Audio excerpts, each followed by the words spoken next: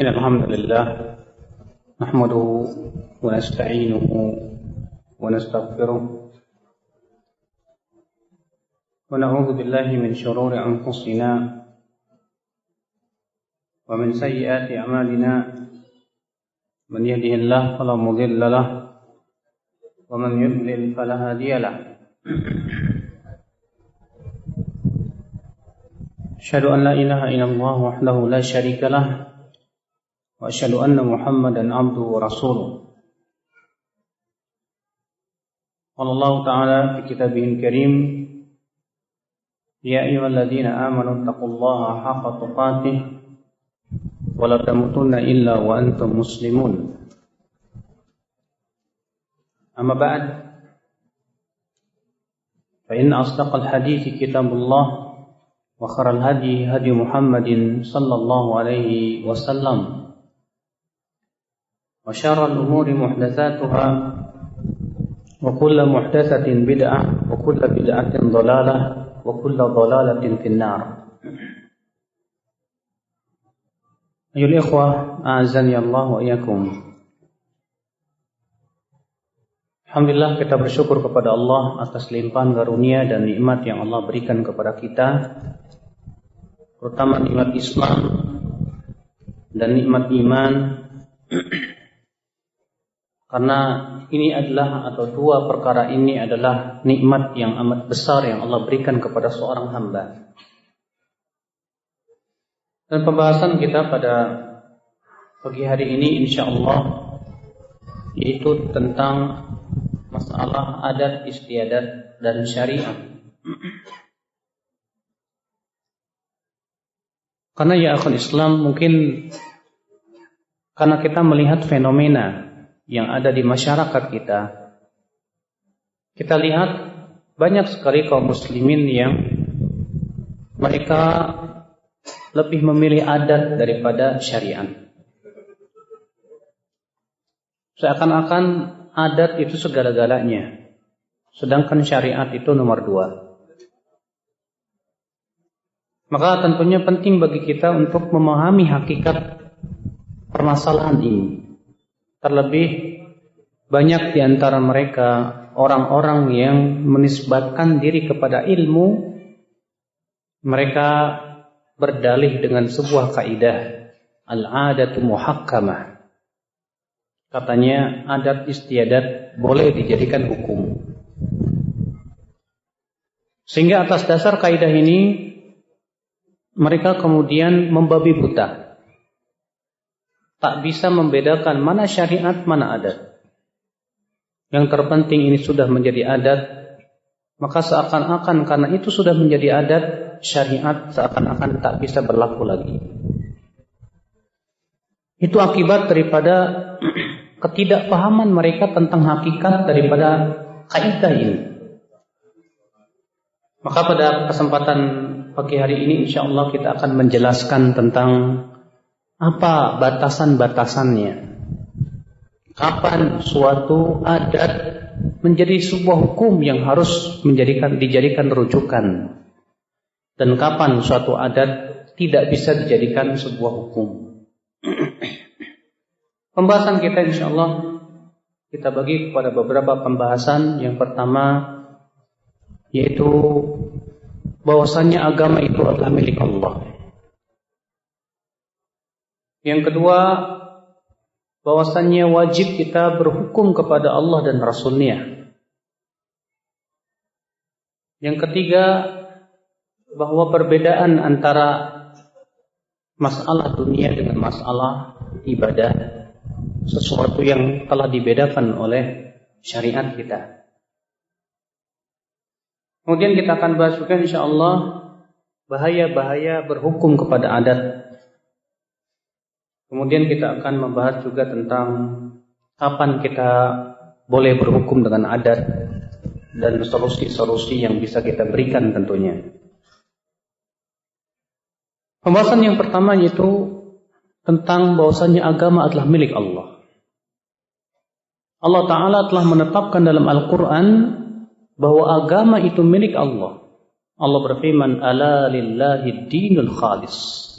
Ketahuilah milik Allah lah agama yang murni ini. Ayat ini tegas mengatakan bahwa agama itu milik Allah. Agama bukan milik siapa-siapa.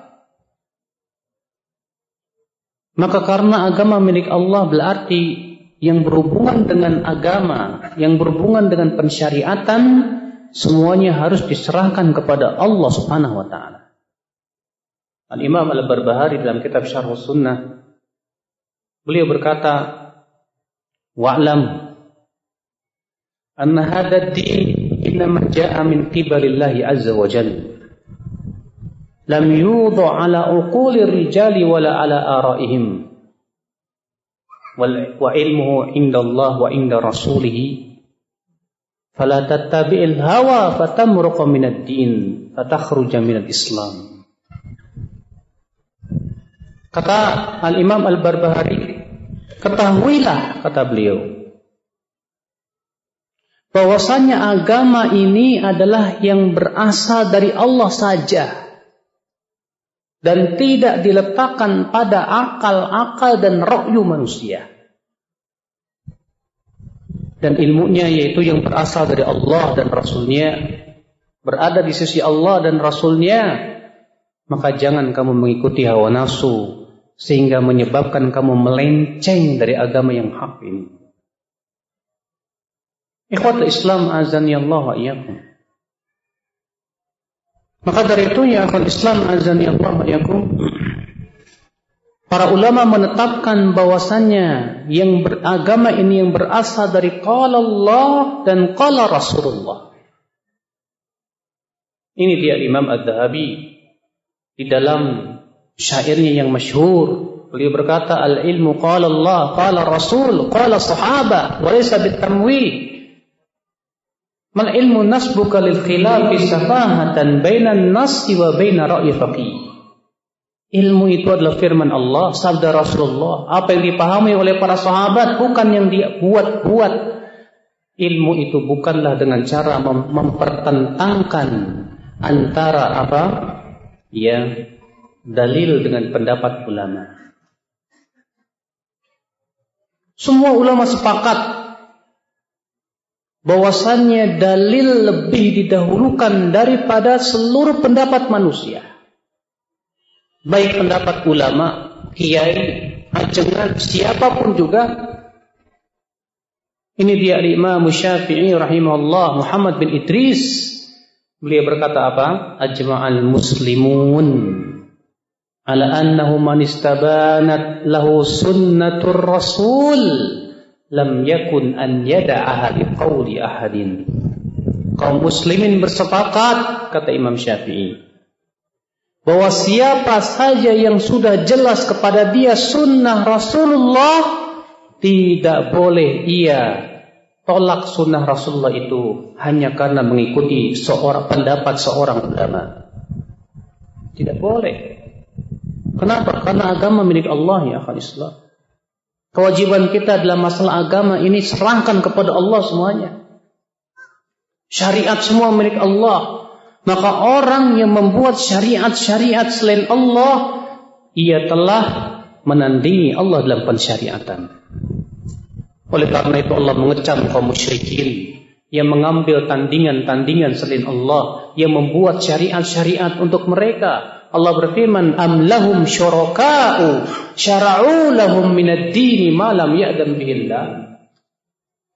Apakah mereka mempunyai sekutu-sekutu, kata Allah, yang membuat syariat untuk mereka dari agama ini sesuatu yang tidak diizinkan oleh Allah? Subhanallah, di sini Allah Subhanahu wa taala ya akhi mengecam orang-orang musyrikin. Kenapa? Karena mereka mengambil sekutu-sekutu bagi Allah yang membuat syariat buat mereka sesuatu yang tidak dari agama ini, sesuatu yang tidak diizinkan oleh Allah Subhanahu wa taala. Akhul Islam azani Allah wa iyyakum. Ini darurat yang setiap muslim wajib beriman kepadanya. Karena agama ini milik Allah, berarti kita wajib berhukum kepada Allah dan Rasulnya. Oleh karena itulah Allah Subhanahu wa taala memerintahkan kita untuk berhukum kepada Allah Rabbul Izzati wal Jalalah.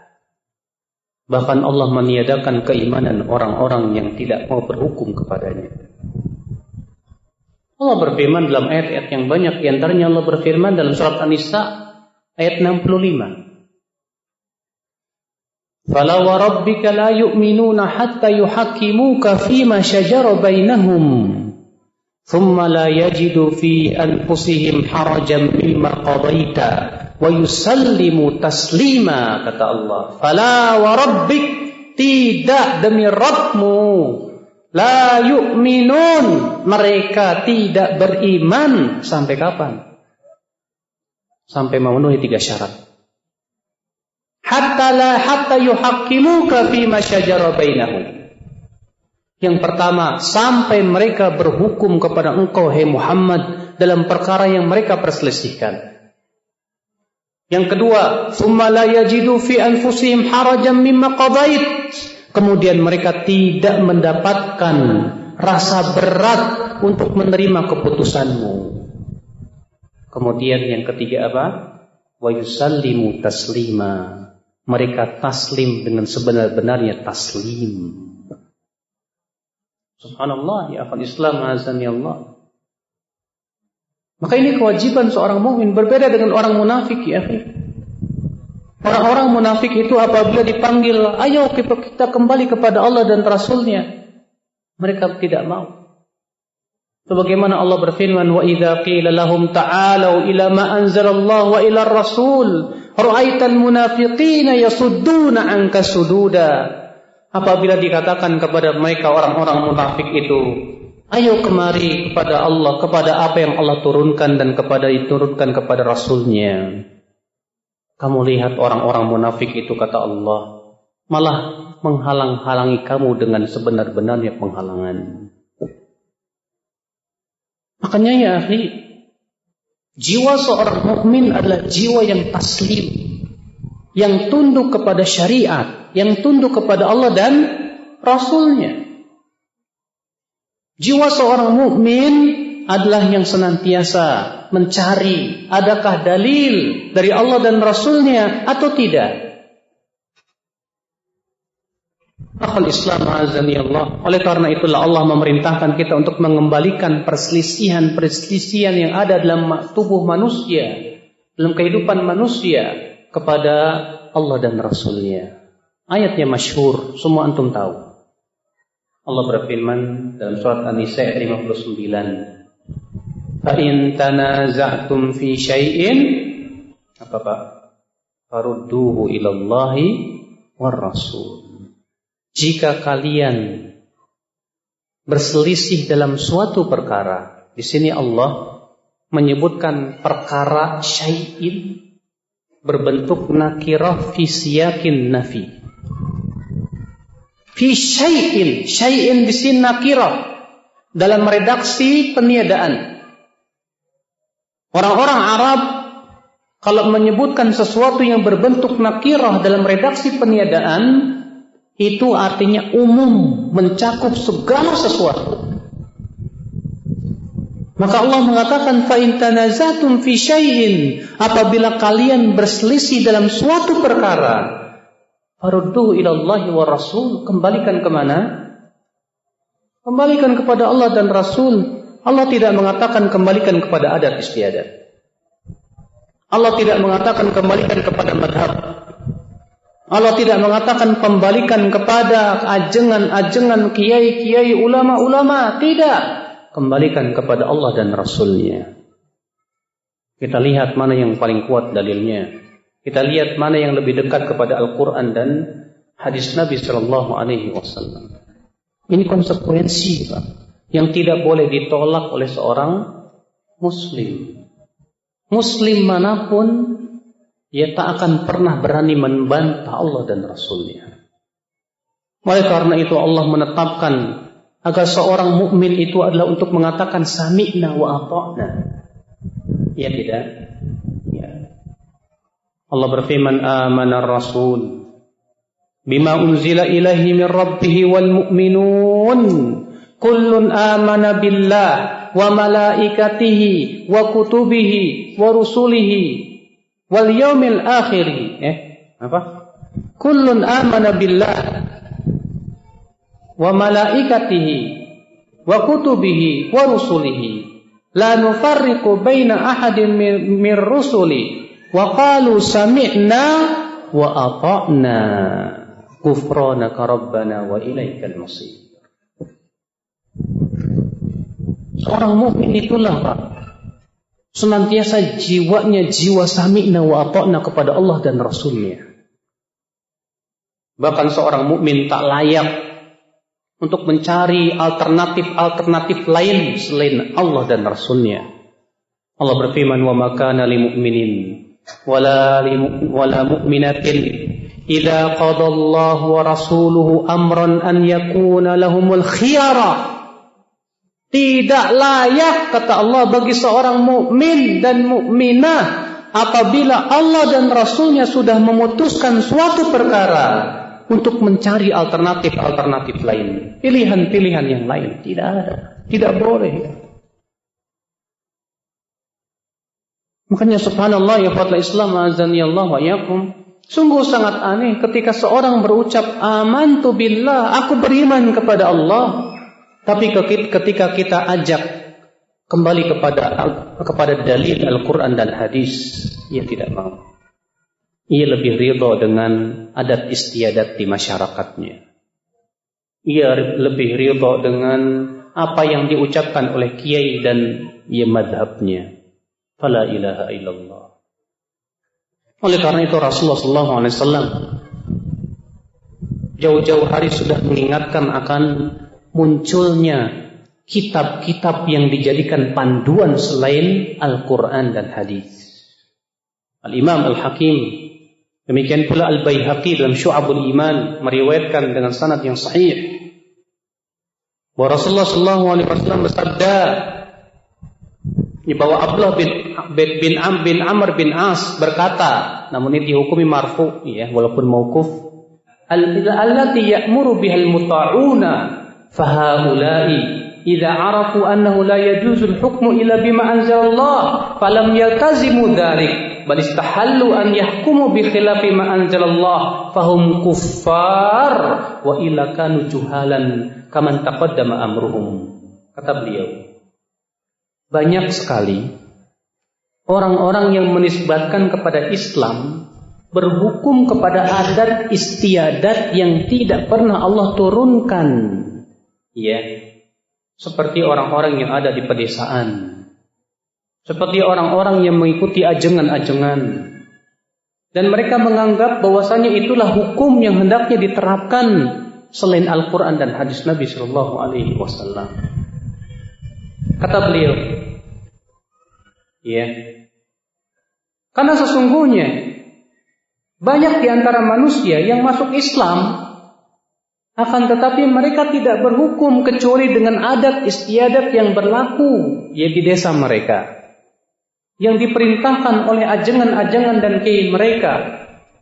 Mereka itu, kata beliau, apabila telah mengetahui bahwa tidak boleh berhukum kecuali dengan apa yang Allah turunkan, tapi mereka malah lebih memilih adat istiadat.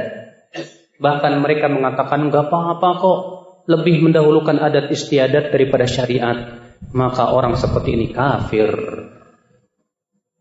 Ya, kalau bukan karena kebodohan mereka. Kecuali kalau mereka bodoh. Kebanyakan bodoh, Pak. Ya.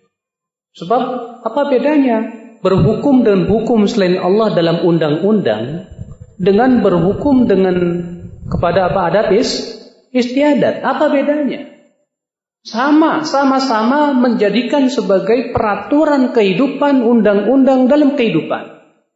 Maka orang yang menganggap bahwa adat istiadat lebih didahulukan daripada syariat, wallahi dia telah berhukum dan hukum selain Allah Subhanahu wa taala.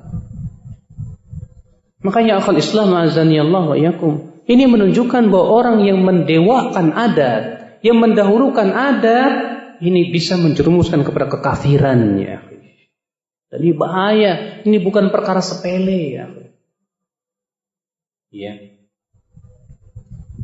Kerusakan yang ketiga yang ditimbulkan oleh berhukum kepada adat istiadat. Apa itu? Yaitu akan rusaknya agama ini. Karena harus disesuaikan dengan adat istiadat. Adat istiadat terkadang isinya adalah hawa nafsu manusia. Makanya Allah mengatakan walau ittaba'al haqqu ahwa'ahum, kalaulah kebenaran itu mengikuti hawa nafsu mereka, lafasadatis samawati wal ard, akan rusaklah langit dan bumi ini. Hancur, Pak. Makanya ya akhul Islam azani Allah wa yakum, ini kerusakan yang berat ya akhi. Ketika adat melebihi syariat, ketika adat telah dijadikan sebagai sesuatu yang lebih tinggi dari syariat, maka yang saya sebutkan dari 3 perkara kerusakan itu pasti akan terjadi. Nasallallahu as-salamata wal afiyah. Sekarang kita akan bahas yaitu kapan kita boleh berhukum kepada adat dan apa syarat-syarat yang harus dipenuhi padanya. Pembahasan ini alhamdulillah sudah dibahas oleh para ulama terdahulu, Pak. Bahkan ada sebuah kaidah fikih yang berjudul al-'adatu muhakkamah. Adat istiadat bisa dijadikan hukum. Tapi kapan? Apa batasannya? Apa syaratnya? Nah, ini penting, Pak, agar mereka paham. Akhul Islam, syarat-syarat untuk mengamalkan kaidah ini adalah yang pertama, ini syarat bolehnya mengamalkan apa? Adat. Yang pertama, alla tukhalifas syariah. Adat istiadat itu tidak boleh menyelisih syariat. Ini syarat mutlak. Apabila adat istiadat itu menyelisih syariat, maaf, tidak bisa. Kalau adat misalnya di Indonesia, wanita-wanita Jawa adat istiadatnya pakai apa? Kebaya. Ya. Kita katakan kebaya itu gimana? Sesuai syariat apa tidak? Ya, apalagi banyak kebaya-kebaya yang tipis. Apalagi kalau adat istiadatnya di Irian Jaya. Orang cuma pakai peteka doang, Pak. Mungkinkah kita katakan adat seperti ini bisa kita jadikan hukum? Enggak mungkin. Adat seperti ini jelas tidak benar, jelas sangat bertabrakan dengan syariat. Adat istiadat yang berhubungan dengan akidah, keyakinan masyarakat. Meyakini akan adanya hari sial, ngancak membuat sesajen-sesajen untuk para jin. Adat istiadat yang jelas-jelas bertabrakan dengan syariat, la wallah, itu semua harus dibuang. Ya, bukan dijadikan hukum ya akhul Islam azani Allah wa yakum. Maka ini syarat yang pertama, mutlak, yaitu adat tersebut tidak boleh bertabrakan dengan syariat. Syarat yang kedua, antakuna fi nususin la hadda laha fi syar'i. Adat istiadat itu berlaku dalam nas-nas atau dalil-dalil yang tidak ada batasannya dalam syariat. Apabila syariat ini menyuruh kepada suatu perkara, tapi syariat tidak memberikan batasannya apa, maka pada waktu itu ya akhi dikembalikan kepada adat istiadat. Contoh, Allah berfirman, wabil walidaini ihsana, dan kepada orang tuamu hendaklah berbuat ihsan. Tapi apakah Allah menyebutkan batasan-batasan ihsan? Tidak. Lalu kemana dikembalikan? Kepada syariat, kepada adat, selama tidak bertabrakan dengan syariat. Maka contohnya ya akhi azani Allah di Indonesia, perbuatan ihsan kepada orang tua dengan cara jangan memanggil nama bapak.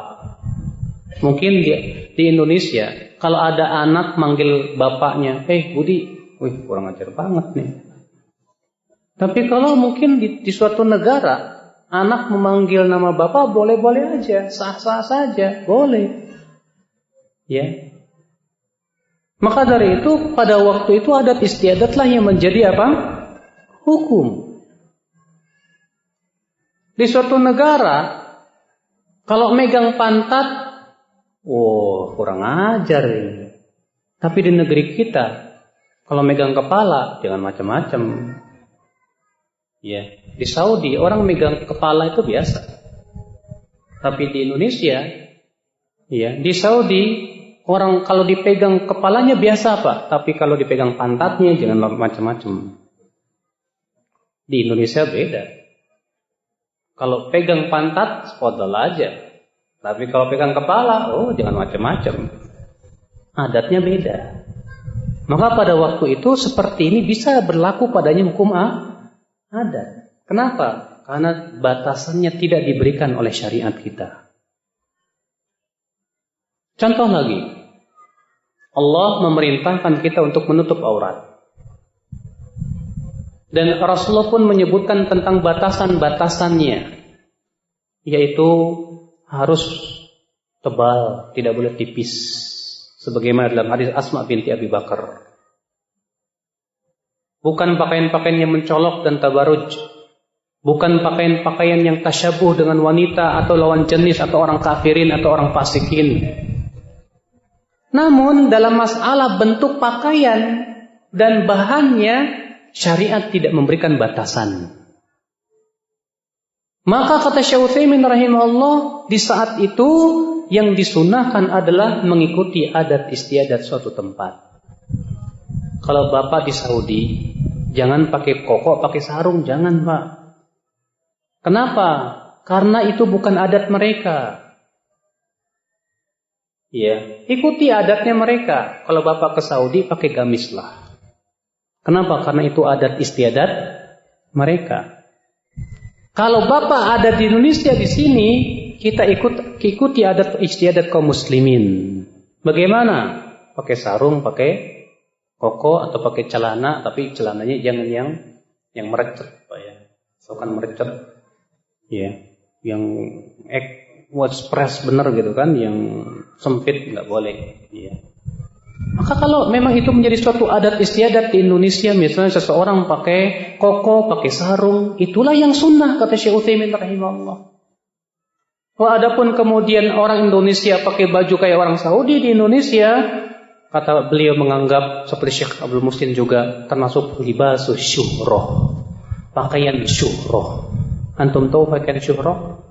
Itu pakaian yang bikin orang tenar, terkenal gara-gara pakaian itu. Makanya dari kata syuhroh.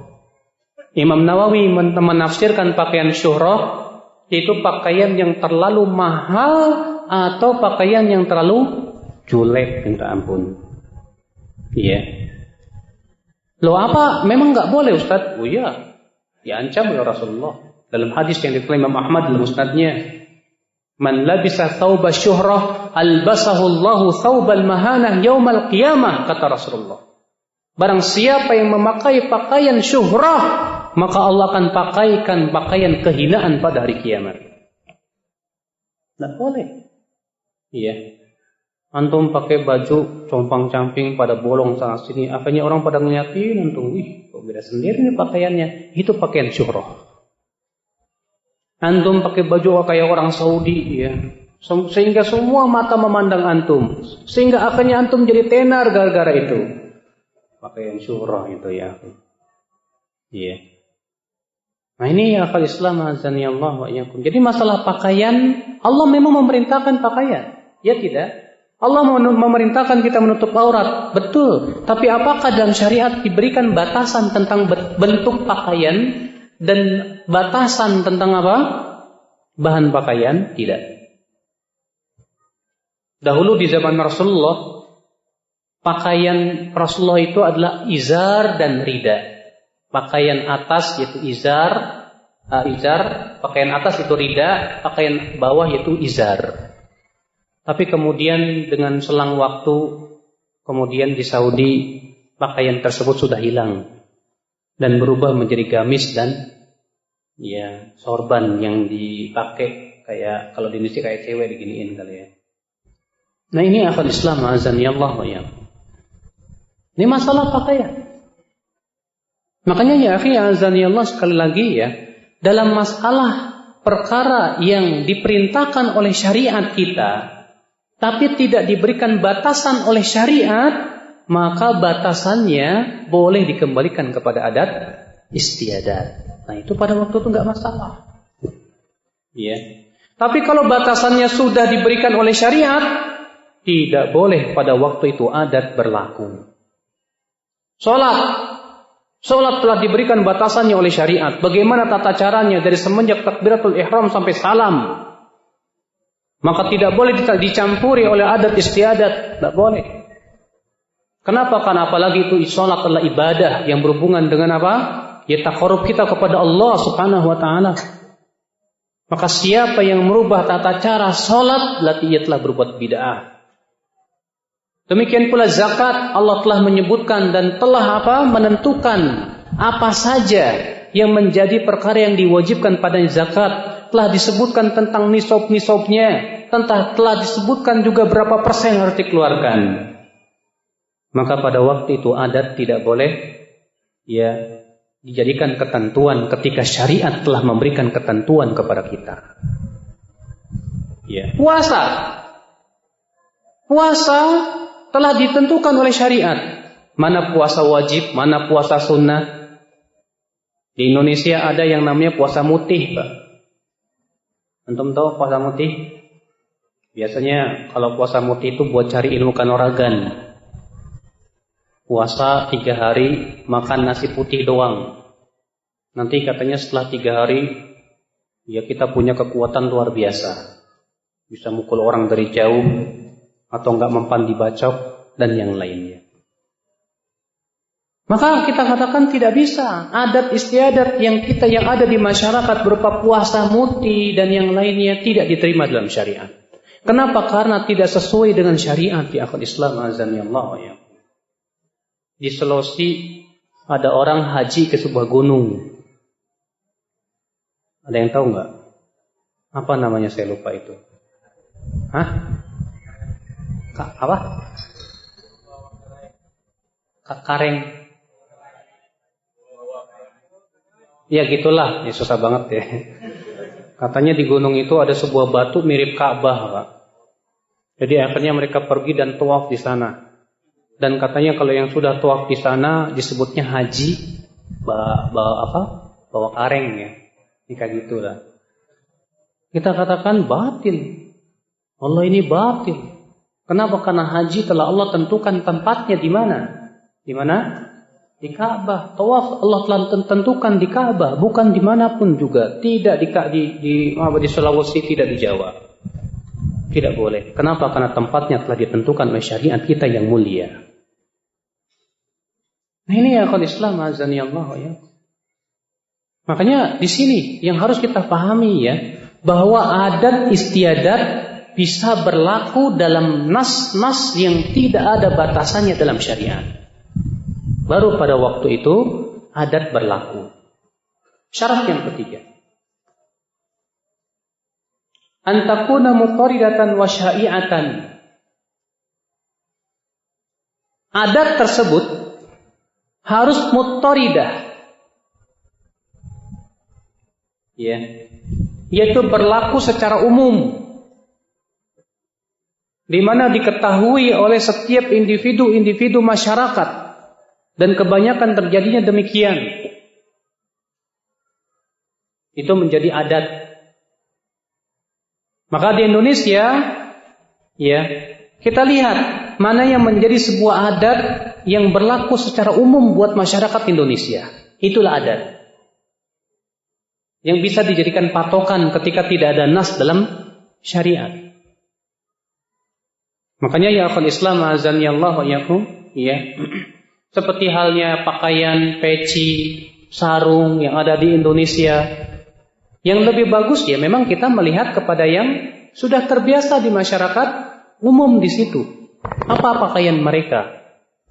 Makanya ini ikhwatul Islam azani Allah wa iyyakum yang harus. Adapun kemudian kalau adat tersebut tidak berlaku umum pada mereka, bahkan individunya pun tidak paham dan tidak kenal, maka itu hakikatnya bukan adat. Ya. Syarat yang keempat, la ibrata bil urfil tariq, bahwa adat istiadat yang baru muncul itu tidak dianggap. Adat istiadat yang baru muncul itu tidak dianggap ya. Yang dianggap adalah adat istiadat yang telah berlaku dari semenjak masa dahulu. Dari semenjak bapak-bapak kita, dari semenjak kakek-kakek kita, itulah adat istiadat yang berlaku untuk kita.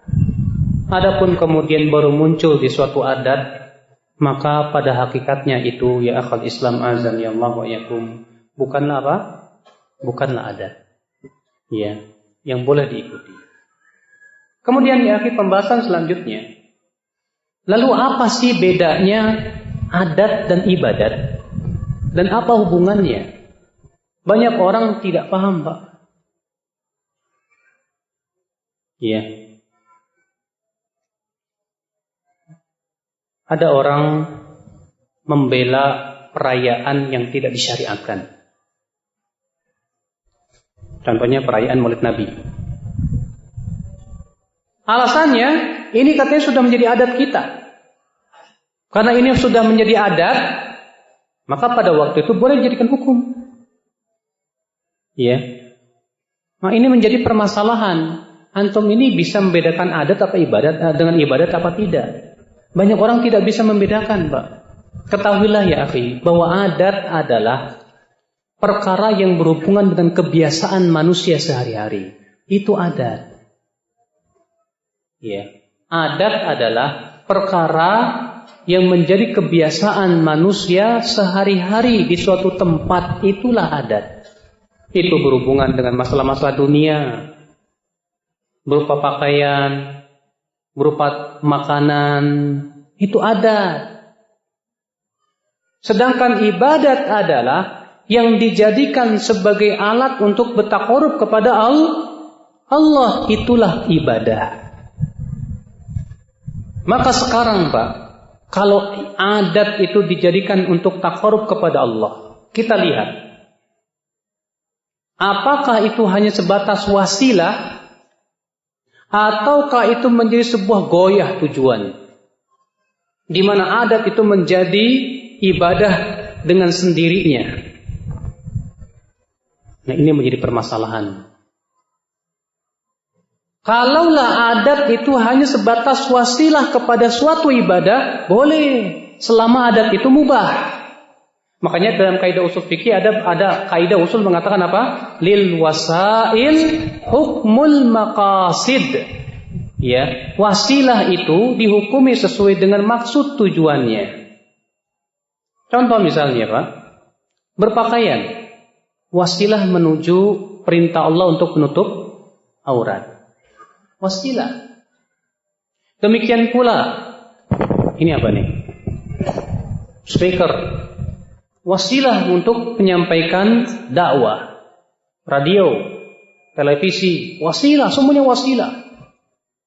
Makan dengan tujuan supaya memperkuat ibadah, wasilah. Maka apabila adat istiadat itu dijadikan wasilah kepada ibadat, boleh.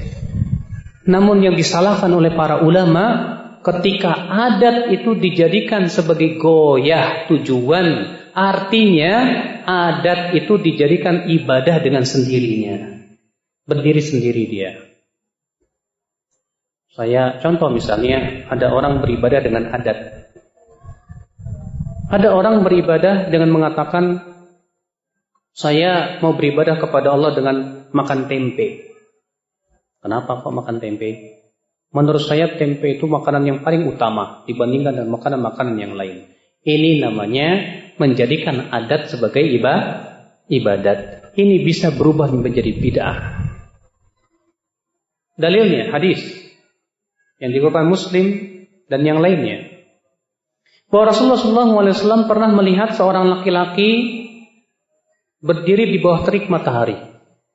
Dia puasa, tidak berteduh, tidak mau duduk, ya, tidak berteduh, tidak mau duduk, tidak mau bicara. Kemudian Rasul bertanya, "Malir rajul, kenapa orang itu?" Kata para sahabat, "Ya Rasulullah, orang ini bernazar mau berpuasa sambil berdiri, enggak berteduh, berjemur, dan tidak mau bicara." Masya Allah. Apa kata Rasulullah? Muruh, perintahkan dia.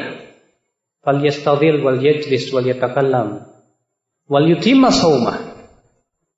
Perintahkan dia untuk duduk, berteduh, dan berbicara, dan sempurnakan puasanya. Lihat Pak, ketika orang ini menjadikan berdiri kan adat istiadat, kebiasaan. Berteduh, kebiasaan. Masalah Anda berteduh, enggak berteduh, ya terserah. Demikian pula berbicara, kebiasaan. Tapi orang ini bernazar, saya mau puasa sambil berjemur di bawah terik matahari, sambil berdiri, sambil tidak berbicara. Maka ketika berdiri di terik matahari itu tidak sesuai dengan syariat, karena itu bukan ibadah. Demikian pula tidak berteduh atau tidak berbicara atau tidak duduk. Ketika dia menjadikan sebagai ibadah dengan sendirinya, maka Rasulullah SAW mengatakan apa? Perintahkan orang itu supaya berteduh, berbicara dan duduk. Tapi ketika puasa atau saum itu sesuai dengan syariat dan diperintahkan oleh syariat, apa kata Rasulullah? Falyutimma saumahu, maka hendaklah ia menyempurnakan apa? Puasanya. Nah ini akal Islam, azani Allah wa iyyakum. Oleh karena itu Pak, sekarang saya mau tanya, perayaan-perayaan seperti perayaan Tahun Baru, Maulid Nabi, itu adat apa ibadat sih? Hah? Adat apa ibadat? Wallahi bukan adat. Bukan adat Pak. Kenapa? Karena mereka meyakini ini dalam rangka apa? Mencintai Rasulullah SAW. Bukankah itu mereka menjadikan sebagai takarrub kepada Allah? Makanya kadzabu, dusta, orang yang mengatakan bahwasanya itu adalah merupakan apa? Ya, adat. La wallah, bukan adat itu. Bahkan perayaan itu sendiri bukan menentukan perayaan, bukan adat. Dalilnya hadis ketika Rasulullah SAW datang ke kota Madinah. Rasulullah mendapati kaum Ansar mempunyai 2 hari raya yang mereka biasa bermain padanya. Kemudian Rasulullah apa bersabda? Allah telah menggantikan untuk kalian dengan 2 hari raya yang lebih baik dari itu, yaitu Idul Fitri dan Idul Adha. Kalaulah perayaan itu adat, pasti Rasulullah SAW akan apa? Membiarkan. Kenapa? Adat. Tapi ketika perayaan dan menentukan hari raya itu bukan diserahkan kepada adat, tapi perayaan atau hari raya itu diserahkan kepada syariat, maka Rasulullah menggantikan 2 hari raya mereka dengan 2 hari raya yang disyariatkan oleh Allah Subhanahu wa taala. Itu menunjukkan ya akhi ya, bahwa perayaan-perayaan yang diadakan seperti perayaan Maulid Nabi, perayaan Isra Mi'raj, ya. Demikian pula perayaan-perayaan seperti perayaan Tahun Baru, perayaan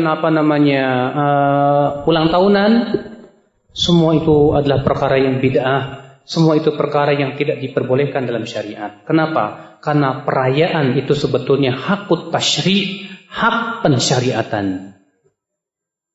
Ikhwata Islam, azani Allah wa iyyakum. Kemudian ya akhi, azani Allah, lalu bagaimana solusi kita? Karena Masya Allah di Indonesia ini bagaimana ya akhi ya, masyarakat berpegang kepada adat luar biasa. Antum mau menikah sesuai dengan syariat, tapi ditentang sama orang tua antum. Mak, menikah mak, tapi sesuai dengan syariat. Udah harus ikutin adat. Mau dipisah laki-laki perempuan susah. Harus ada gamelan. Ya. Apalagi sebagian tempat Pak, Masya Allah, adatnya kuat banget. Harus ada mandi kembang lah. Ya, injak telur lah. Dan yang lainnya, Masya Allah. Maka ya akhal Islam azani Allah wa yakum, kewajiban kita adalah di antara solusi-solusi yang harusnya hendak kita berikan kepada kaum muslimin, yaitu yang pertama adalah kita terus menjelaskan kepada manusia tentang pentingnya kembali kepada Al-Quran dan Sunnah, dan menjelaskan kepada manusia tentang hakikat adat istiadat yang boleh dipergunakan dalam syariat. Berikan kepada mereka penjelasan bahwasanya adat istiadat itu kapan boleh digunakan dalam syariat, apa syaratnya, bagaimana ketentuannya, dua-bitnya. Ya, agar mereka faham ya akhi, tidak seperti yang kita lihat di zaman ini, seenaknya saja bawa kaidah al-adatu muhakkamah, adat itu katanya bisa dijadikan hukum. Kemudian setelah itu mereka tidak peduli ya kepada syarat-syarat dan batasan-batasan yang telah disebutkan para ulama dalam kitab-kitab fikih tersebut. Ikhwatul Islam azani Allah wa iyyakum. Kemudian solusi yang kedua yaitu kita berusaha ya akhwat Islam azani Allah wa iyyakum untuk menjelaskan kepada mereka tentang tercelaknya taklid. Taklid kepada nenek moyang, taklid kepada kiai-kiai, kepada ajengan-ajengan. Ikhwat Islam azani Allah wa iyyakum. Taklid artinya membeuk, mengikuti seseorang dengan tanpa dalil. Itu taklid.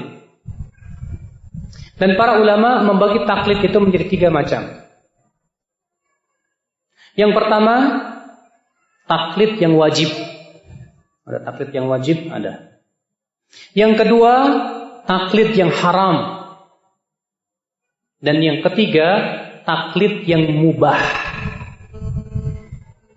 Taklid yang wajib. Yang pertama yaitu taklidnya kaum awam yang tidak mungkin bisa memahami Al-Quran dan hadis. Maka bagi mereka kewajiban mereka adalah taklid. Kepada siapa? Pada para ulama. Allah berfirman, "Fas'alu ahla dzikri in kuntum la ta'lamun." Tanya kepada ahlinya jika kamu tidak tahu. Di sini Allah memerintahkan agar kita bertanya kepada ahlinya. Berarti kata Ibnu Qayyim, kewajiban kita untuk mengamalkan konsekuensi dari bertanya kepada orang alim, yaitu mengamalkan jawaban si orang alim tersebut. Ini menunjukkan bahwa orang awam kewajiban dia taklid. Tapi ingat, taklid tidak boleh disertai dengan fanatik. Kalau antum sudah taklid kepada seorang ustadz yang antum percayai, antum tidak boleh fanatik membabi buta kepada dia. Ketika ada pendapat lain yang lebih kuat dari pendapat ustadz antum itu yang telah antum tanya, dan dalilnya lebih kokoh, antum wajib tinggalkan pendapat ustadz antum, ambil pendapat yang lebih kuat. Tapi kalau antum lebih berpegang kepada pendapat ustadz antum dan antum tinggalkan pendapat yang lebih kuat dalilnya, maka antum jatuh kepada taklid yang haram. Apa itu taklid yang haram? Yaitu taklid kepada seseorang setelah tegak dalil dan hujah akan kebatilannya. Makanya Allah mengecam orang-orang musyrikin taklid kepada bapak-bapak mereka setelah datang kepada mereka keterangan. Allah berfirman, "Wa idza qila lahum ittabi'u ma anzalallah qalu bal nattabi'u ma alfaina 'alaihi aba'ana." Apabila dikatakan kepada mereka, ikuti apa yang Allah turunkan, mereka berkata, kami lebih mengikuti apa yang kami dapati dari nenek-nenek moyang kami. Allah mengatakan ikuti apa yang Allah turunkan, berarti sudah sampai kepada mereka apa? Keterangan, Pak. Keterangan sudah masuk. Beda kalau kita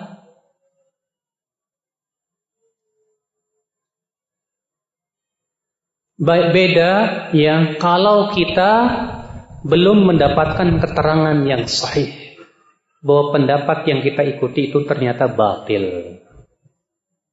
Ini dari panitia khusus untuk ibu-ibu, katanya supaya mentertibkan anaknya. Bu, anaknya suruh baris aja bu di luar bu. Ibu-ibu dan bapak sekalian, seperti yang ada di desa-desa, Pak. Mereka taklid kepada siapa? Kiai-kiainya. Kalau ternyata mereka salah, sebetulnya yang menanggung dosanya kiainya. Makanya enaknya orang awam di situ. Cukup nanya sama ustadz, ustadz jawab. Antum amalkan. Kalau ternyata salah di sisi Allah, yang menanggung dosanya ustadz. Makanya nggak enak Pak jadi ustadz tuh Pak. Saya juga nggak cita-cita kok pengen jadi ustadz. Tapi karena saya sudah menuntut ilmu, ya saya harus wajib menyampaikan ilmu. Gimana lagi? Ya. Ikhwatul Islam azani Allah wa iyyakum. Tapi kalau kita sudah jelas kepada kita bahwa pendapat ustadz ini lemah, dalilnya lemah. Kita dapatkan hadis pendapat yang lebih kokoh dan kuat, dalilnya sahih. Tapi ternyata ustadz kita lebih kita pegang. Ya mungkin kiai saya punya dalil yang saya nggak tahu. Nah, susah Pak. Kalau sudah kata-kata mungkin muncul, susah itu. Mungkin. Padahal lawannya bisa saja membalikan. Mungkin kiai kamu nggak punya dalil. Karena kata-kata mungkin itu 50-50, sama-sama kuatnya. Mungkin bisa iya, mungkin bisa tidak. Sedangkan agama kita tidak berdasarkan kepada kemungkinan-kemungkinan yang sifatnya meragukan seperti itu. Rasulullah SAW sabda, "Da' ma yaribuka ila ma la yaribuk." Tinggalkan yang meragukan kepada yang tidak meragukan. Oleh karena itu Imam As-Suyuti mengatakan bahwasanya taklid itu pada asalnya bukan ilmu sama sekali. Kata beliau, "Wa ajma'u ala anna al-muqallid laysa bi'alim." Para ulama bersepakat bahwasanya orang yang taklid itu bukan seorang yang berilmu, dan mereka juga mengatakan bahwa taklid itu bukan ilmu. Kenapa? Karena orang taklid itu artinya ngikuti pendapat tanpa tahu dalilnya apa. Itu namanya taklid. Iya. Antum nanya kepada anak, "Ustaz, hadis ini sahih apa enggak?" Sahih. Oh, makasih Ustaz. Taklid bukan? Taklid. Itu namanya taklid. Iya. Kenapa antum harus tanya? Karena antum kalau disuruh, ya coba hukumi sendiri tuh hadis sahih apa enggak. Gimana caranya? Ilmu mustalah hadis nggak pernah belajar, jarawat hadis nggak pernah belajar, takhrijnya nggak bisa. Bahkan kalau antum dibiarkan nyari sendiri, bahaya. Ustaz, hadis ini menurut saya sahih. Alasannya apa? Bagus isinya Ustaz. Wah, itu ya, kalau seperti itu timbangannya bisa rusak agama. Maka dari itu ya akhwal Islam, taklid seperti ini wajib. Tapi setelah jelas kita baca misalnya hujah-hujahnya, ternyata kok pendapat Ustadz saya ini kok lemah ya. Ya, ternyata hadisnya lemah. Kita sampaikan ke Ustadz, hadis antum lemah Ustadz. Ternyata Ustadznya tidak tahu, masa lemah? Iya. Oh, lemah ya. Iya. Maka pada waktu itu kita harus ambil pendapat yang hadisnya yang sahih. Tapi kalau kita ngeyel, tidak mau mengikuti kebenaran, disitulah taklid itu jadi haram, Pak. Kapan taklid menjadi mubah? Taklid menjadi mubah kata para ulama khusus seorang ahli ijtihad yang ditanya suatu pertanyaan dan dia harus menjawab pada waktu itu, sementara dia tidak ada kesempatan untuk mencari dalil. Tapi dia tahu ada ulama yang mendahului dia kepada permasalahan itu. Lalu dia berkata, alim fulan menjawab begini.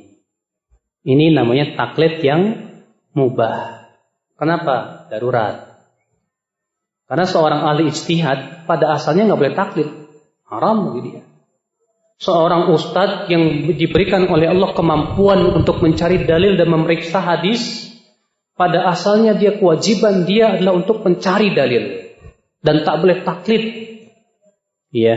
Tapi ketika keadaannya darurat, ditanya dan harus dijawab pada waktu itu juga.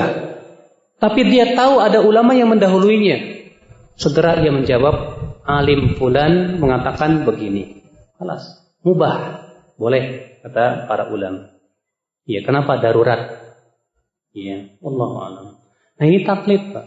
Makanya taklid itu tidak mutlak haram. Ya, taklid pun tidak mutlak boleh. Di sana ada taklid yang wajib, di sana ada taklid yang haram, ada taklid juga yang mubah. Makanya orang yang memutlakan ya wajib taklid salah. Orang yang memutlakan haram taklid juga salah. Orang yang memutlakan mubah juga salah. Tapi di sana ada perincian-perinciannya. Nah, ini akal Islam azani Allah wa iyyakum. Baik, saya kira cukup pembahasan kita pada pagi hari ini dan kita buka tanya jawab sampai mendekati zuhur. Assalamualaikum Ustaz. Waalaikumsalam warahmatullahi wabarakatuh. Bagaimana dengan wali songo yang menyebarkan agama Islam dengan mencampurkan syariat dengan adat dan istiadat? Pak, wali songo itu nggak ada bukti yang otentik. Semuanya kata sepuh kita, kata ini kita. Mana? Apakah wali songo meninggalkan buku tulisan? Kalau Imam Bukhari ada Sahih Bukhari, Al-Adabul Mufrad. Imam Syafi'i ada Al-Um. Imam Ahmad Musnad Imam Ahmad bin Hanbal. Iya. Tapi nggak ada kitab Sunan Bonang. Adanya Sunan Abu Daud, Tirmidzi, Nasai, Ibnu Majah. Iya. Sementara kitab Sunan Bonang nggak ada. Sunan Gunung Jati nggak ada. Makanya apa? Ya. Karena tidak ada bukti yang otentik tentang wali songo, kita tidak bisa memastikan. Katanya para wali itu mencampurkan adat dengan syariat. Mana buktinya? Kita ini mau memastikan takut menuduh yang tidak-tidak, karena tidak ada buktinya. Kalaupun toh benar misalnya para wali itu mencampurkan adat dengan syariat, maka kita lihat apakah memenuhi syaratnya atau tidak dengan syarat-syarat yang kita sebutkan tadi. Adapun kemudian tidak memenuhi syarat, contohnya berdakwah melalui wayang golek atau wayang. Sementara syariat kita mengharamkan menggambar gambar-gambar yang bernyawa. Berarti itu adat yang tidak sesuai dengan syariat. Atau misalnya ada wali songo berdakwah dengan pakai gamelan. Sementara syariat kita jelas menunjukkan bahwa musik itu haram. Ini berarti adat yang bertabrakan dengan syariat. Maka adat yang seperti apa dulu? Oh, mungkin wali songo dulu ya pakai adat istiadat apa? Yaitu pakaiannya ngikutin adat setempat. Ya enggak masalah. Selama adat seperti itu tidak sesuai, tidak bertabrakan dengan syariat. Makanya tanda tanya besar. Karena masalah wali songo ini tidak ada bukti yang otentik. Ustaz, adat Jawa sungkeman kepada kedua orang tua, cium kaki bapak ibu, itu menyalahi syariat tidak? Kalau menurut saya menyalahi. Kenapa? Karena itu menghinakan diri kepada manusia. Itu sejenis sujud, Pak. Iya. Antum jalan 10 meter di atas lutut, berseok-seok dulu. Kemudian antum sungkem, jenis dari sujud itu. Sedangkan sujud hanya kepada Allah. Sementara Rasulullah bersabda kepada Mu'adz bin Jabal, "Hai Mu'adz, kalau aku perintahkan seseorang untuk sujud, aku akan perintahkan seorang istri sujud kepada suaminya." Akan tetapi sujud itu hanya milik Allah Subhanahu wa ta'ala. Tapi kan ada hadisnya, surga di bawah telapak kaki ibu. Itu maksudnya bukan telapak kakinya diciumin, bukan. Ya. Maksudnya kita harus berbakti kepada orang tua kita.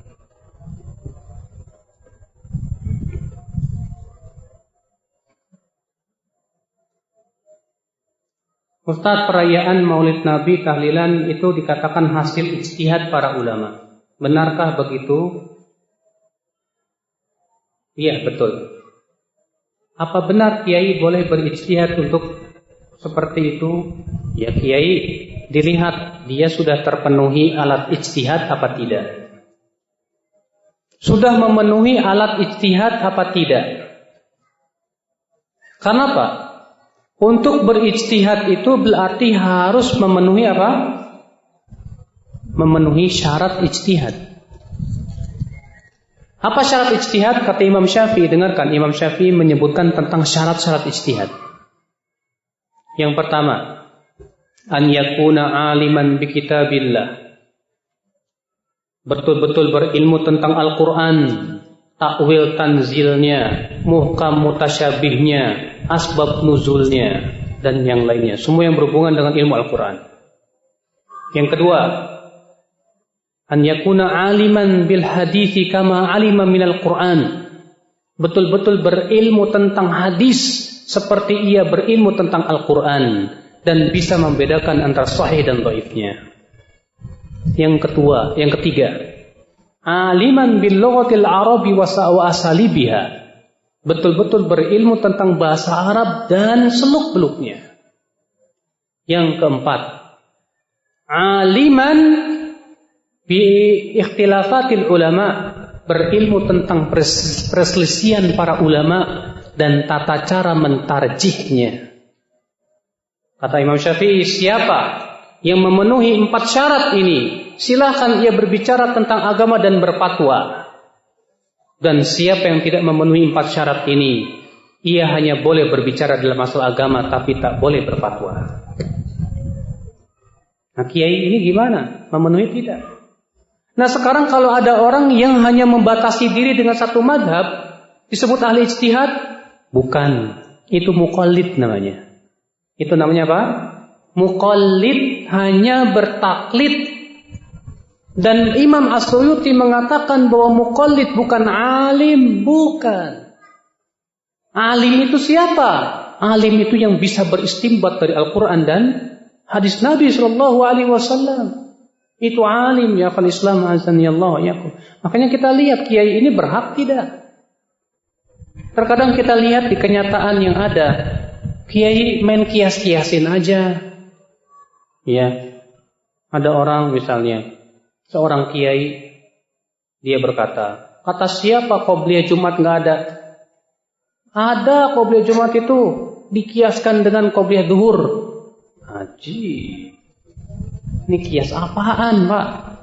Padahal syarat kias itu kata para ulama, syarat kias adalah apabila tidak bertabrakan dengan dalil. Sementara kias dia bertabrakan dengan dalil. Dalam riwayat Abu Daud disebutkan bahwa Rasulullah SAW apabila salat Jumat, beliau langsung naik mimbar lalu berucap Assalamualaikum warahmatullahi wabarakatuh. Kemudian Bilal pun adzan. Setelah adzan Rasulullah langsung berceramah. Tidak dinukil satupun dalam hadis ada qobliyah Jumat. Berarti Pak, kias tadi bertabrakan dengan dalil. Iya, main kias-kiasin aja. Sementara dalilnya sudah jelas, ada. Ya akan Islam azanillah, maka dari itu ya bahwa betul ya bahwa permasalahan yang berhubungan dengan Maulid Nabi seperti itu adalah ijtihad para ulama. Karena itu ijtihad ulama, maka kewajiban kita lihat hujahnya, dalilnya. Kalau memang hujahnya kuat, bisa terima, boleh kita amalkan. Tapi kalau hujahnya tidak kuat, kita ambil yang lebih kuat tentunya, yang hujah dan dalilnya. Dikatakan, as-sunnah harus berdasarkan Al-Quran dan sunnah serta jumhur ulama. Apa yang dimaksud dengan ulama itu, Ustaz? Hidup di zaman apa? Pertama, bahwa jumhur ulama bukan dalil. Para ulama bersepakat bahwa jumhur itu bukan hujah, kecuali kalau ijma. Ijma beda dengan jumhur. Jumhur itu pendapat mayoritas, sedangkan ijma itu pendapat seluruh ulama, seluruh dunia. Ijma hujah, betul. Ini berdasarkan ayat. Allah berfirman, "Wa may yushaqiqir rasul min ba'di ma tabayyana lahul huda wa yattabi' ghaira sabilil mu'minin nuwallihi ma tawalla wa nuslihi jahannam wa sa'at masira. Al-Imam Syafi'i berdalil dengan ayat ini akan hujiyatul ijma', bahwa ijma' itu hujjah. Siapa yang menyelisihi Rasul setelah jelas kepadanya petunjuk dan mengikuti jalan selain jalan kaum mukminin, maka kami akan biarkan ia leluasa dalam kesesatannya dan kami akan bakar ia dengan api neraka, dan itu seburuk-buruknya tempat kembali. Demikian pula Rasulullah SAW sabda, lan tajtami ummati ala dhalalah, umatku tidak akan bersepakat di atas kesesatan. Wa adapun jumhur, tidak ada jaminan bahwa ia tidak akan salah. Jumhur bisa salah? Bisa. Makanya jumhur itu bukan hujjah, Pak. Lalu siapa ulama? Ulama itu ya akhi, yaitu orang yang sangat alim, luas pemahamannya terhadap Al-Quran, hadis, dan tata cara istinbat, dan paham terhadap pendapat-pendapat para ulama dan ijma' mereka. Itu ulama, Pak. Makanya ulama itu pasti bisa bahasa Arab. Lah kalau ada ulama nggak bisa bahasa Arab, saya yakin itu bukan ulama. Dia bukan ulama. Makanya akhi azani Allah wa iyyakum, ulama itu luas pengetahuannya tentang Al-Quran, tentang hadisnya, tentang kaidah usul fikihnya, kaidah fikihnya. Demikian pula dia faham tentang ikhtilaf para ulama dan tata cara tarjihnya. Itu ulama. Ya. Kalau antum pengen tahu ulama, baca kitabnya ulama. Antum akan bisa membedakan antara tulisan ulama dengan tulisan juhala. Ambil saja kitab Ibnu Hajar Al-Asqalani dan Fathul Bari misalnya. Bagaimana beliau, keilmuan beliau yang sangat luas, segala sesuatu selalu bersandarkan kepada apa? Hujjah, dalil, perkataan ulama, hujjah, dalil, perkataan ulama, begitu terus. Luar biasa. Ambil oleh antum kitabnya Imam Nawawi dalam Syarah Muhadzab, ambil oleh antum kitabnya Ibnu Qudamah dalam Al-Mughni, itu ulama. Kalau antum sudah terbiasa baca kitab ulama, lalu antum baca kitab bukan ulama, wah, ketimpang banget, Pak, ya. Jauh bedanya. Dari situ antum akan bisa merasakan mana ulama, mana bukan ulama. Iya. Makanya biasakan dulu baca kitab ulama. Nah, kalau antum terbiasanya baca kitab bukan ulama, akhirnya antum akan menganggap ulama yang bukan ulama. Ini yang musibah. Iya.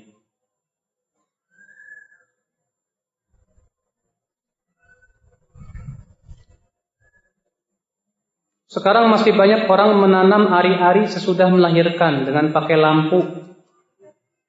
Apa itu termasuk syirik besar?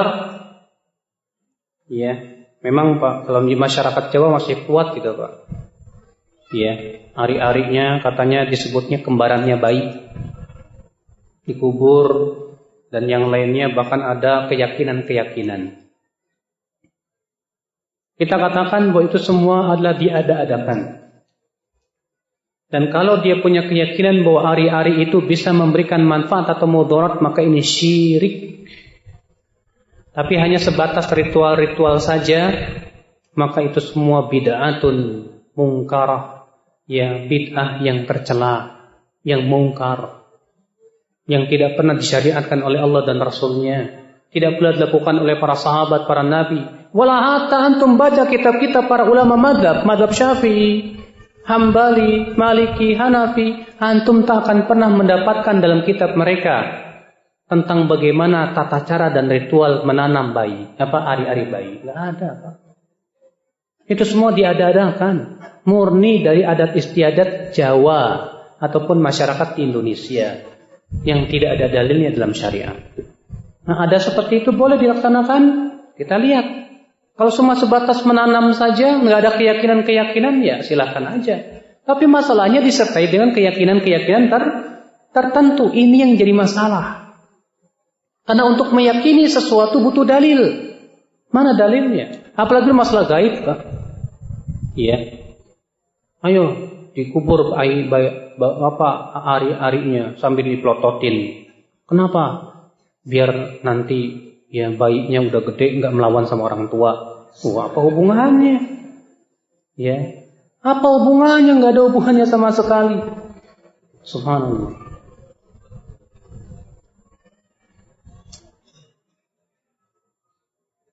Sampai batas mana wanita berjilbab, sebab banyak dia berhijab kalau mau pergi saja, kalau di sekitarnya tidak berhijab.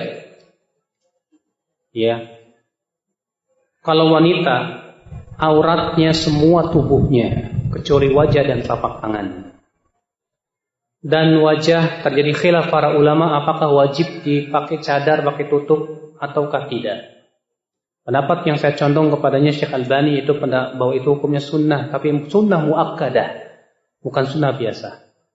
Sunnah muakkadah, sunnah yang sangat ditekankan. Maka kalau misalnya ada seorang akhwat pakai cadar, akhirnya jadi tenar di suatu masyarakat, itu termasuk pakaian syuhrah? Tidak. Kenapa? Karena masyarakatnya yang tidak sesuai dengan syariat. Iya.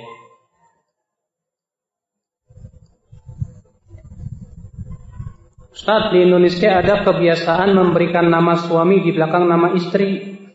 Contoh, istrinya namanya Susi, suaminya Susanto, jadi Susi Susanto.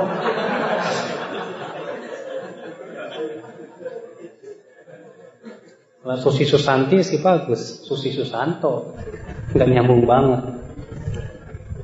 Iya. Benarkah ada hadis yang, iya, Allah mengatakan dalam Al-Quran apa? Ud'uuhum li'abaihim huwa aqsatu indallah. Panggillah mereka dengan bapak-bapak mereka.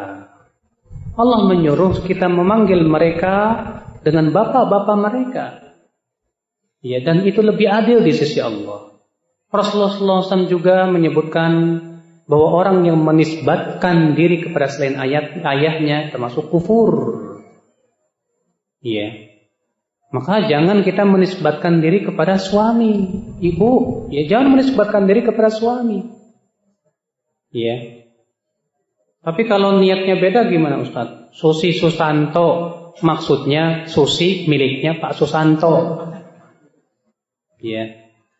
Ya, kalau memang niatnya seperti itu ya silakan aja. Tapi tetap walaupun bagaimana nisbatkan diri kita kepada ayah kita itu yang sesuai dengan Al-Quran dan hadis Nabi Sallallahu Alaihi Wasallam.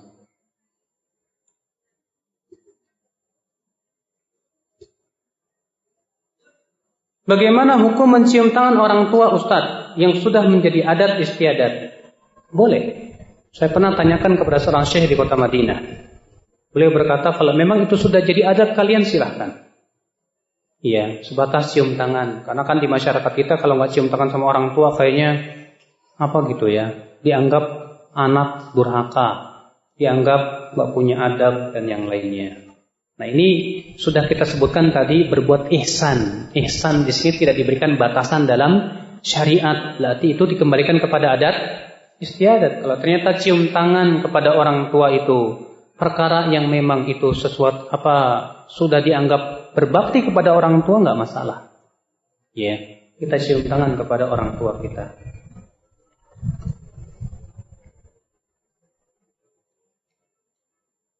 Jangan ya, karena kan ya di dalam hadis disebutkan bahwa ada sebagian sahabat ada yang cium tangan sama Rasulullah. Dan hadisnya dihasankan oleh Syekh Salim bin Id dalam kitab beliau Bahjatun Nadhirin. Ya. Itu sahabat ini cium tangan sama Rasulullah. Berarti cium tangan pada asalnya boleh. Walaupun sebetulnya jangan dijadikan kebiasaan kepada orang alim. Ya, sebab kalau orang alim dibiasakan cium tangan jadi akhirnya kebiasaan, Pak. Akhirnya si alim tersebut mengharapkan pujian dan penghormatan manusia. Itu musibah.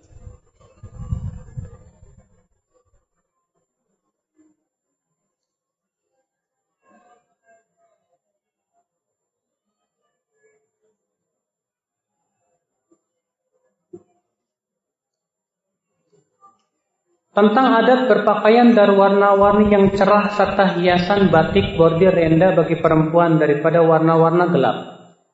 Sementara warna gelap justru menyelisih kebiasaan adat setempat. Kan sudah saya sebutkan bahwa adat itu boleh dipakai kalau tidak bertabrakan dengan syariat. Nah kalau adatnya sendiri sudah bertabrakan dengan syariat, masyarakat di Indonesia wanita-wanitanya sudah biasa tabaruj.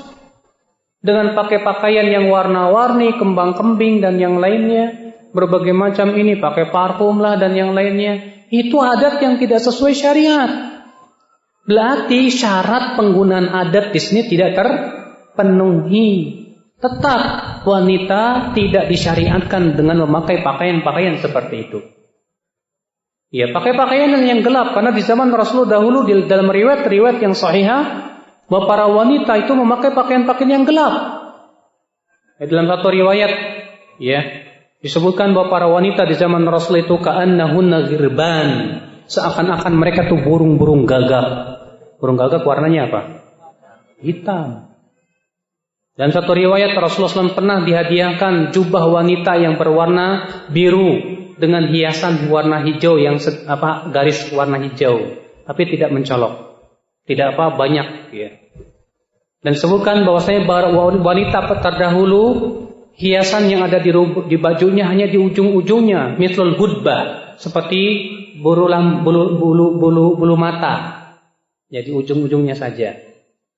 Adapun kemudian di zaman sekarang berwarna-warni, bercorak, wah masya Allah, membuat para laki-laki melihatnya, ya, maka ini tabarruj, ya. Walaupun memang ada sebagian orang yang mengatakan, tapi kan ada hadis Aisyah yang disebutkan bahwa Aisyah pernah memakai pakaian muwarrad, lalu diterjemahkan katanya bermotif bunga ros. Ini kesalahan terjemah, Mas. Berapa banyak terjemah yang salah dalam kitab-kitab terjemah. Muwarrad itu, kalau antum merujuk ke kamus-kamus bahasa Arab para ulama, artinya pakaian yang dicelup dengan warna wardah. Wardah itu bunga ros, dan bunga ros itu warnanya apa? Merah tua.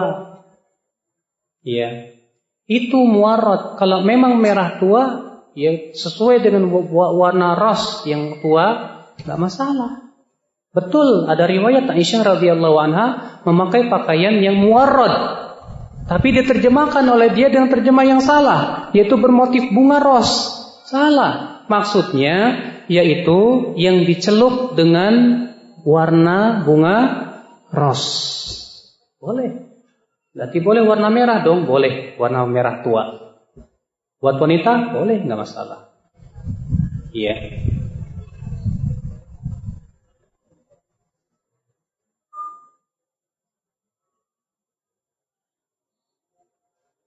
Bagaimana bisa dijelaskan bahwa dalam kehidupan sehari-hari seperti berdagang, berlalu lintas dan lain-lain yang berdasarkan undang-undang di negara kita berada? Bukannya undang-undang adalah buatan manusia, Pak. Undang-undang itu ada yang tidak bertabrakan dengan Al-Quran dan hadis, ada yang jelas-jelas ya bertabrakan dengan Al-Quran dan hadis. Seperti misalnya disebutkan masalah undang-undang lalu lintas, yang tidak bertabrakan dengan Al-Quran dan hadis. Justru lalu lintas itu selaras dengan Al-Quran dan hadis. Kenapa? Karena itu untuk kemaslahatan pengendara. Wajib helm.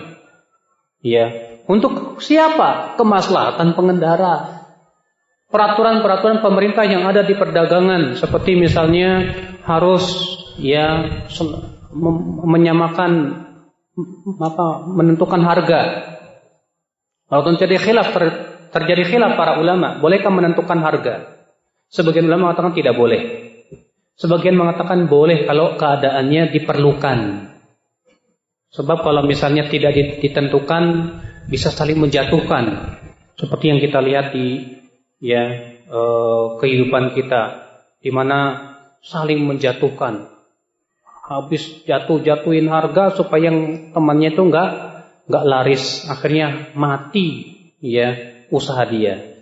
Mudarat seperti ini berarti persaingan tidak sehat. Maka kemudian pemerintah terpaksa untuk menentukan harga supaya persaingan menjadi sehat kembali dan ekonomi pun menjadi stabil. Enggak masalah kalau memang itu maslahatnya besar.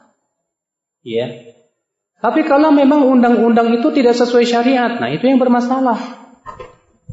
Makanya ya Islam azanillahu harus kita lihat mana yang sesuai dengan syariat, mana yang tidak sesuai dengan syariat. yang kita ikuti yang sesuai dengan syariat, yang tidak bertabrakan dengan syariat. Adapun yang tidak sesuai dengan syariat, contoh misalnya bayi perempuan nggak boleh disunat. Oh maaf, kita tidak bisa mentaati itu. Kenapa? Karena syariat kita telah mensunahkannya, memerintahkannya. Iya.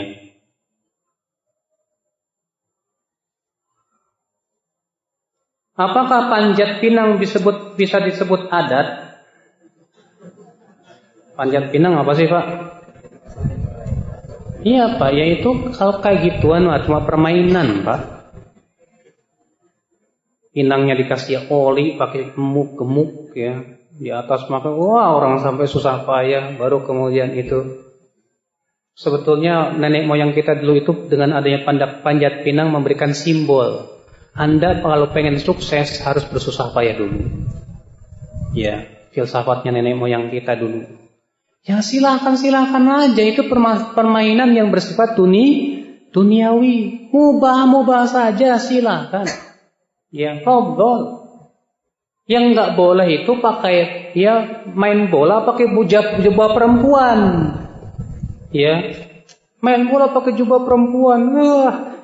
Subhanallah. Pernah di kampung saya itu, waktu saya pulang dari kota Madinah, ya, apaan nih mau main bola pakai jubah perempuan?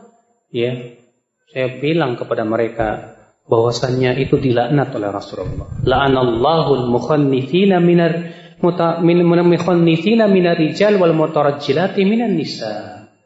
Allah melaknat laki-laki yang menyerupai perempuan dan wanita yang menyerupai laki-laki. Ya. Upacara tumpengan bisa disebut adat? Apa tujuannya? Saya nggak paham Pak, soalnya di tempat saya nggak ada acara tumpengan. Apa tujuan tumpengan itu? Ya. Ada tidak keyakinan-keyakinan tertentu? Untuk tujuan apa? Kita harus lihat dulu. Kalau itu sebatas itu sebagai perayaan-perayaan, ritual-ritual yang dianggap itu bisa mendekatkan diri kepada Allah, maka ini tidak boleh. Iya. Tapi sebatas misalnya Bapak baru bikin rumah, alhamdulillah bersyukur kepada Allah. Ngundang tetangga bikin nasi tumpeng. Akhirnya tetangga pada makan di rumah, sebatas makan doang, ya, bikin nasi tumpeng dan tidak ada keyakinan apa? Boleh, tapi permasalahannya nasi tumpeng ini menjadi syiar orang musyrik apa bukan? Syiar orang yang mempersekutukan Allah atau tidak? Kalau nasi tumpeng itu syiar, misalnya syiar orang kejawen dan punya keyakinan-keyakinan tertentu dari nasi tumpeng, bentuknya kan kerucut gitu, dan itu jadi syiar mereka, maka kita tidak boleh tasyabuh. Kita tidak boleh apa? Tasyabuh. Ya, mungkin insyaallah di suatu ketika nanti kita membahas tentang masalah tasyabuh dan batasannya. Tasyabuh itu ada batasan-batasan yang harus kita pahami baik-baik. Dan tasyabuh kepada siapa saja juga kita harus pahami. Ya, banyak orang yang tidak paham tentang masalah tasyabuh itu.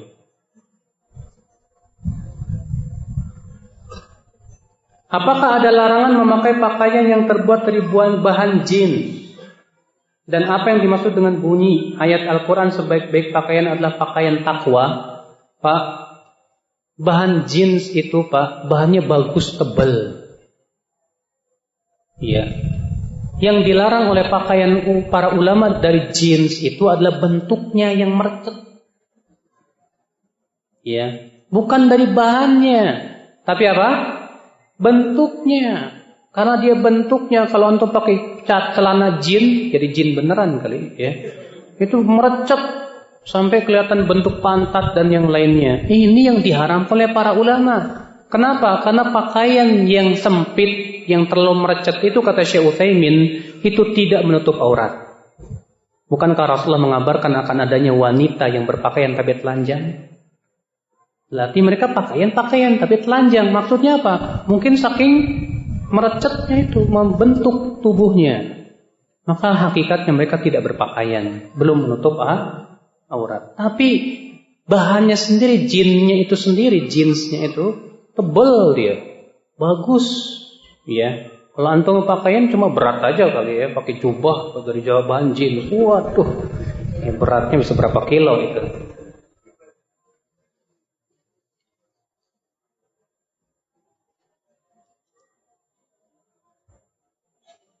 Ustadz, apa yang harus ana lakukan apabila adat istiadat yang bertabrakan dengan Al-Quran dan hadis tetap dilakukan oleh keluarga, sedangkan ana tidak punya kekuatan untuk mencegahnya? Kewajiban antum sebatas menjelaskan saja, dan antum tidak boleh pada asalnya mengikuti acara-acara seperti itu. Jelaskan, maaf, ini adat istiadat yang tidak sesuai dengan Al-Quran dan hadis. Ini dalilnya dari Al-Quran, ini dalilnya dari hadis, ini perkataan ulamanya. Saya cuma sebatas menyampaikan ini. Mohon maaf saya tidak bisa ikuti ya ritual seperti ini. Ya. Sampaikan.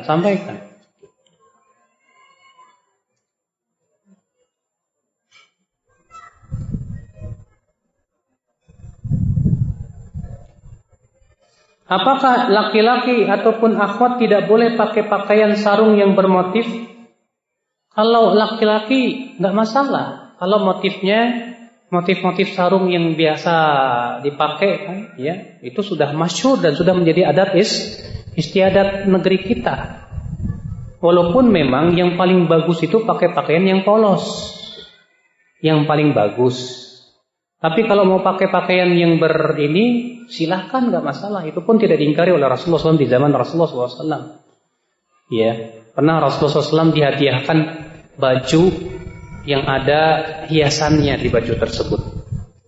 Setelah selesai sholat, Rasulullah buka baju itu, lalu berkata, ini tolong kembalikan pakaian ini kepada Abu Jaham, karena hiasannya membuat saya lalai dalam sholat tadi.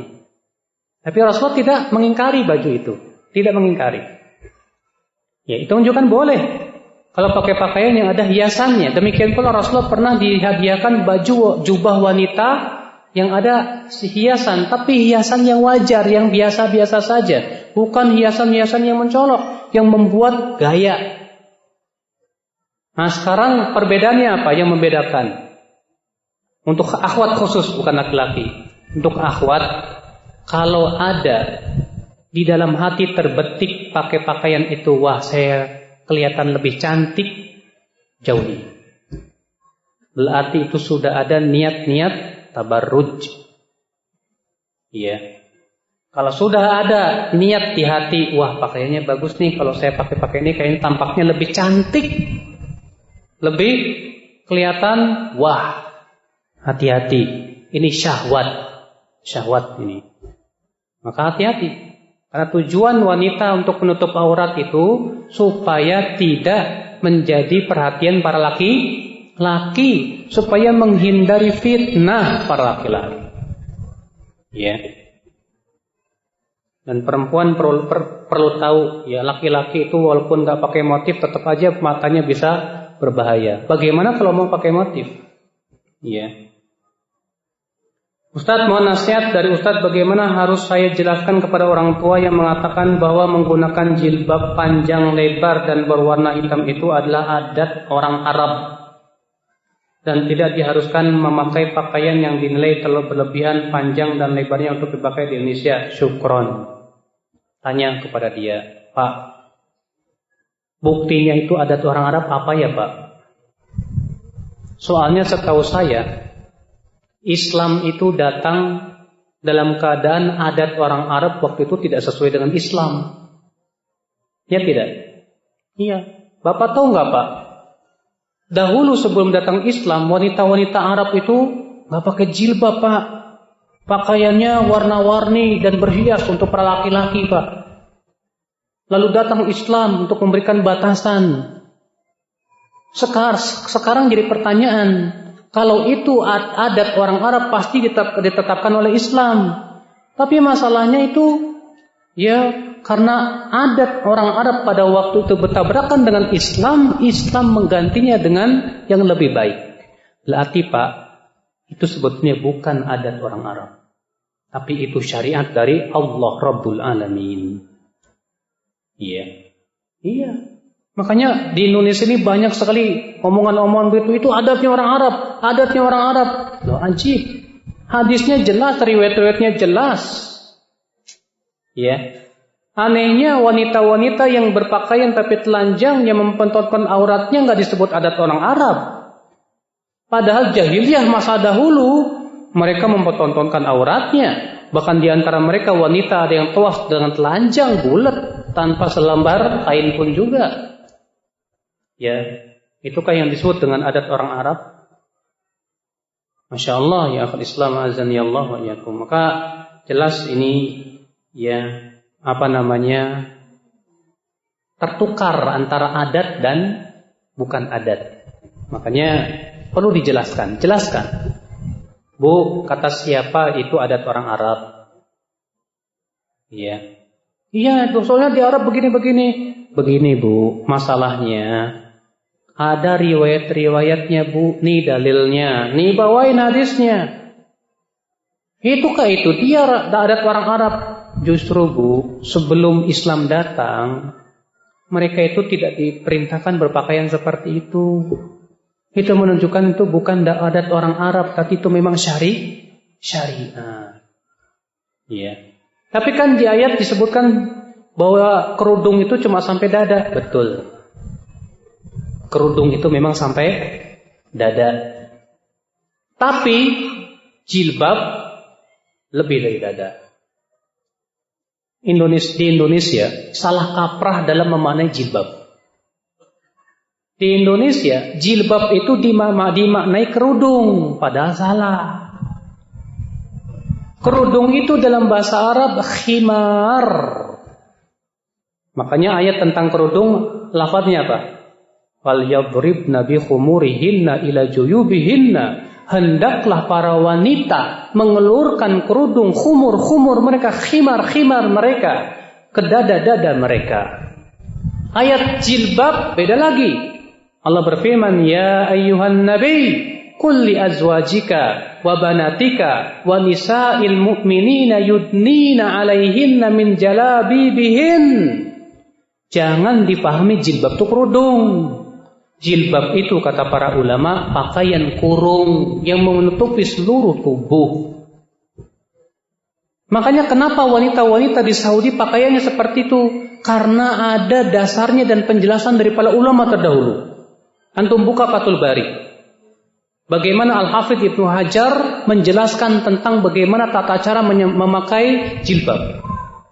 Beliau berkata dalam Fathul Bari itu, khimar, kerudung adalah pakaian yang dibelitkan di kepala, lalu kemudian diulurkan ke dada.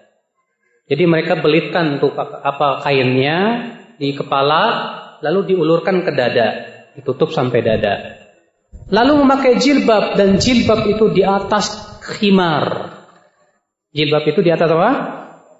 Kerudung. Jadi di atas kerudung itu ada jilbab.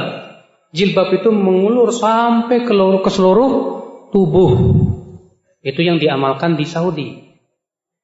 Karena memang ada penjelasannya dari para ulama. Nah, perempuan-perempuan atau akhwat-akhwat kalau mau lebih sesuai lagi, itu yang benar. Tapi masalahnya di Indonesia, kerudungnya yang dipanjangkan. Kerudungnya apa? Yang dipanjangkan. Tapi mereka tetap memakai jubah. Sebetulnya jilbab itulah baju kurung. Baju kurung itulah yang disebut dengan apa? Jilbab. Tapi kita salah ngomong. Ya, jilbab itu kerudung. Jadi kalau kerudung bahasa Arabnya apa? Ya jilbab. Ya salah. Kerudung itu bahasa Arabnya khimar. Khimar bukan keledai, Ustaz. Itu pakai ha, himar. Ya, kalau pakai kha, khimar, itu artinya apa? Kerudung. Ya. Jadi begitu ya. Allahu a'lam.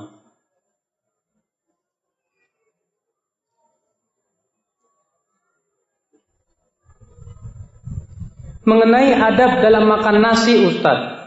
Apakah harus menghabiskan dulu nasinya baru minum? Atau boleh makan sambil minum nasi, ya, makan nasi sambil minum?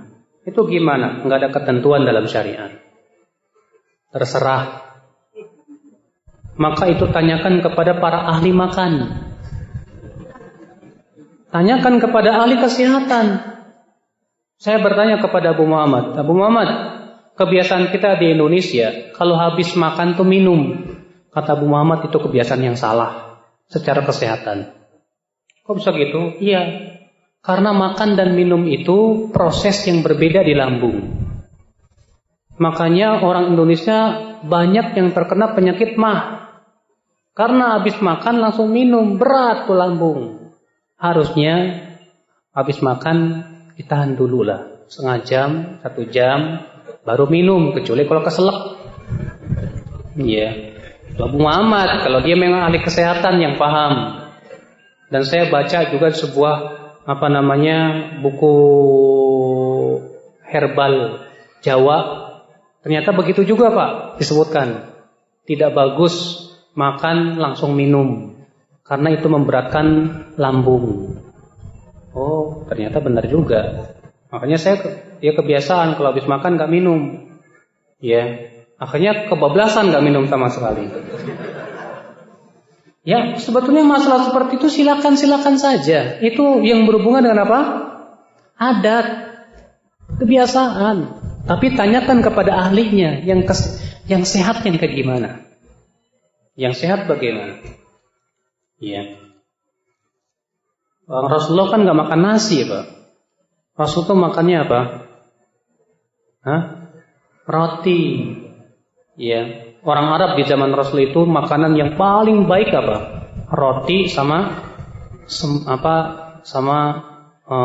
marok. Marok itu kambing digulai, tapi nggak pakai santan kalau di sana itu. Ya, itu sebaik-baiknya makanan, disebutnya sarid. Ya, sarid.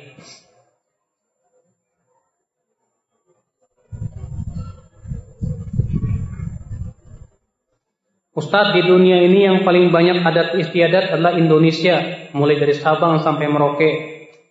Bagaimana hukumnya kalau saya mau menikah lebih memilih istri yang satu suku saja, satu adat, supaya saling memahami? Ya terserah. Mau satu suku, beda suku, terserah antum. Ya, mau nikah sama perempuan Amerika, terserah antum, fadhol. Nggak ada batasan dalam syariat. Iya, nggak masalah. Yang jelas Pak, tujuan pernikahannya dipenuhi. Yang terpenting itu. Ya, terkadang Ibnu Qayyim kan kalau berbicara tentang masalah itu juga beliau bahwa ada kelebihan-kelebihan sendiri. Ya, antara wanita Arab dibandingkan dengan wanita ini, wanita Timur dan yang lainnya. Dan alhamdulillah Pak, wanita-wanita Indonesia ini masih jauh lebih baik ya dibandingkan dengan wanita-wanita barat. Karena kenapa? Karena kulturnya sudah berubah. Di barat itu wanita bukan melayani suami dan gak mau jadi pelayan suami. Nah, makanya wanita di barat masing-masing. Kalau di Indonesia alhamdulillah perempuan pagi-pagi udah masak buat suaminya, nyediain. Makanya orang Saudi sekarang senang sama perempuan-perempuan ya Indonesia, Malaysia. Kenapa?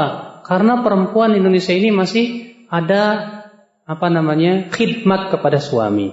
Tapi di Arab Saudi perempuan-perempuan sudah cuek sama suami, maunya dilayanin. Ya.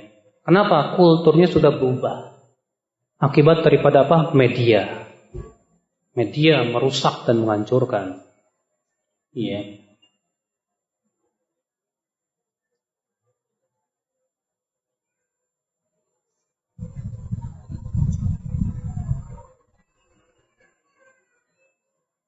Kalau kita mencium orang tua dengan cara merunduk, ya. Kalau antum tinggi, ibu pendek, gimana nggak ngerunduk? Masa ibunya suruh berdiri?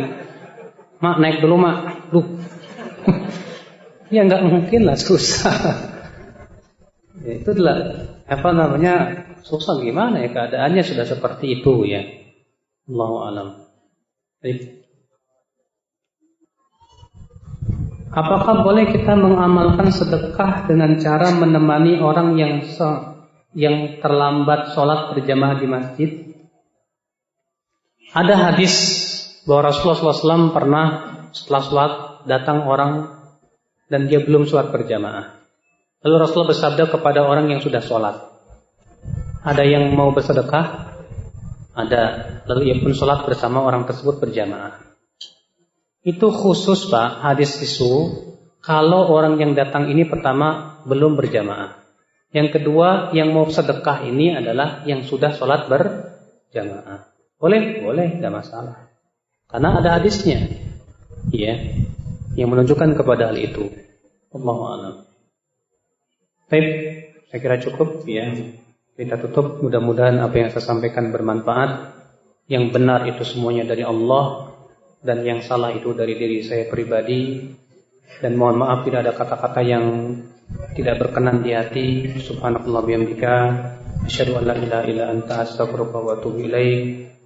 Sallallahu ala nabiyyina Muhammadin wa akhiru da'wana alhamdulillahi rabbil alamin.